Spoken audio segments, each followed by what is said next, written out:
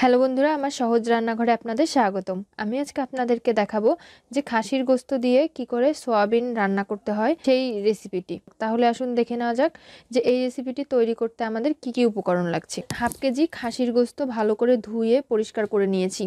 এখানে হলুদ গুঁড়া, ফোড়নের জন্য নিয়ে নিয়েছি 5 ফোড়ন, একটা তেজপাতা চিড়ে নিয়েছি। আর এখানে আমি সোয়াবিনটাকে গরম পানিতে সামান্য লবণ দিয়ে 1 মিনিটের মতো ভিজিয়ে রেখেছিলাম এবং তারপরে ঝুড়িতে ঝরা দিয়ে ভালো করে সোয়াবিনটাকে পরিষ্কার করে নিয়েছি। যতক্ষণ পর্যন্ত না সাদা পানি বের হচ্ছে ততক্ষণ বারবার করে সোয়াবিনটাকে মাছের মতো করে ধুয়ে একদম দেখুন পরিষ্কার করে নিয়েছি। আর যখন সোয়াবিনটাকে ধুতে হবে তখনই সোয়াবিনটাকে বারবার করে চিপে চিপে ভেতরের ময়লা পানিগুলো বের করে এরকম সাদা পরিষ্কার করে নিতে হবে। সব হলুদ পানি বের করে যখন সাদা পানি বের হবে তখনই সোয়াবিনটা বুঝবেন যে পরিষ্কার হয়ে গেছে। তা না হলে সোয়াবিনের ভেতরে একটা গন্ধ থেকে যায়, সেই গন্ধটা কোনোভাবেই যাবে না পরিষ্কার না হলে ভালো করে। আর এখানে লাগবে মরিচের গুঁড়া। আমি এখানে নিয়ে নিয়েছি পেঁয়াজ কুচি, রসুন কুচি, গরম মশলা বাটা, আদা বাটা, জিরা বাটা, রসুন বাটা। আর এখানে নিয়ে নিয়েছি 4টে ছোট এলাচ, লং আর দারচিনি। তাহলে আসুন দেখে নেওয়া যাক এই সহজ রেসিপিটা কি করে আপনারা তৈরি করবেন। বন্ধুরা, আমি চুলার মধ্যে প্রেসার কুকার বসিয়ে দিয়েছি। এখন আমি ধুয়ে রাখা গোস্তগুলো এর মধ্যে ঢেলে দিচ্ছি।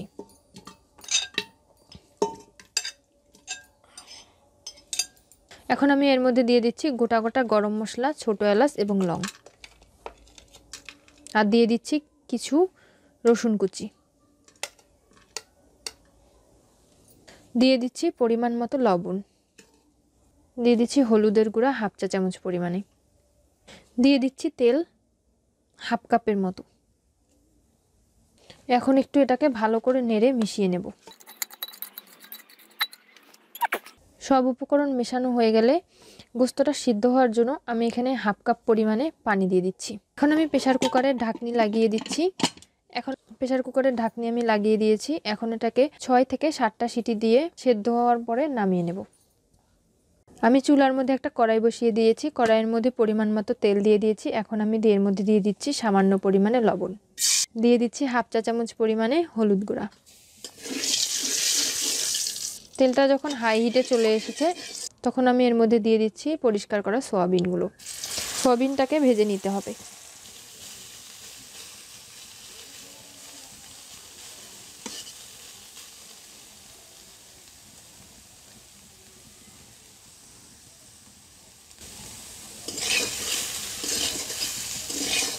সয়াবিনগুলোকে একটু পরপর এইভাবে নেড়ে নেড়ে ভেজে নিতে হবে।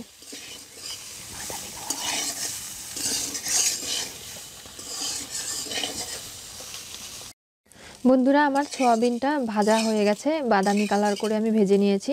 কারণ এই সয়াবিনটা আপনারা যখন ভাজবেন তখন খুবই মিডিয়াম জালে এটাকে একটু সময় নিয়ে এরকম বাদামি কালার করে ভেজে নিতে হবে। তাহলে এর থেকে একটা সুগন্ধ বের হবে এবং এটা খেতেও এখন মজা হবে। তাই আমি এখন এটাকে একটা ঝাড়নির সাহায্যে আলতোভাবে তুলে নিচ্ছি। তুলে একটা পাত্রের মধ্যে রেখে দিচ্ছি।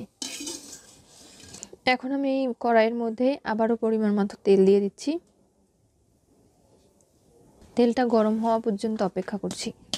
আমার তেলটা গরম হয়ে গেছে। এখন আমি এর মধ্যে দিয়ে দিচ্ছি পেঁয়াজ কুচি, রসুন কুচি।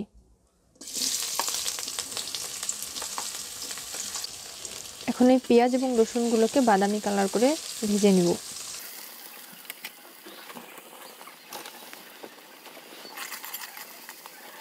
আমার পেঁয়াজটা হালকা বাদামি কালার হয়ে গেছে। এখন আমি এর মধ্যে ফোড়নের জন্য দিয়ে দিচ্ছি 5 ফোড়ন এবং কয়েকটা তেজপাতা।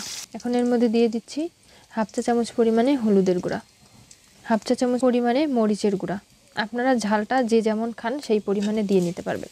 এখন দিয়ে দিচ্ছি এর মধ্যে রসুন বাটা, জিরা বাটা, আদা বাটা এবং গরম মশলা বাটা।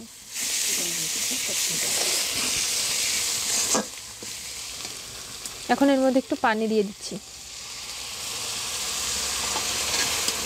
মশলাটা ভালো করে কষিয়ে নেওয়ার জন্য।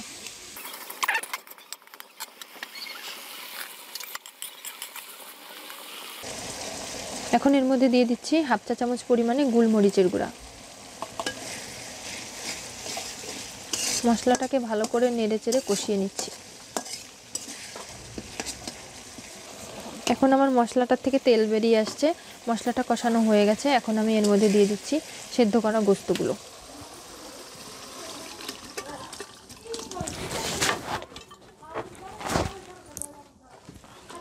এখন গোস্তের সাথে ভালো করে মিশিয়ে নিচ্ছি।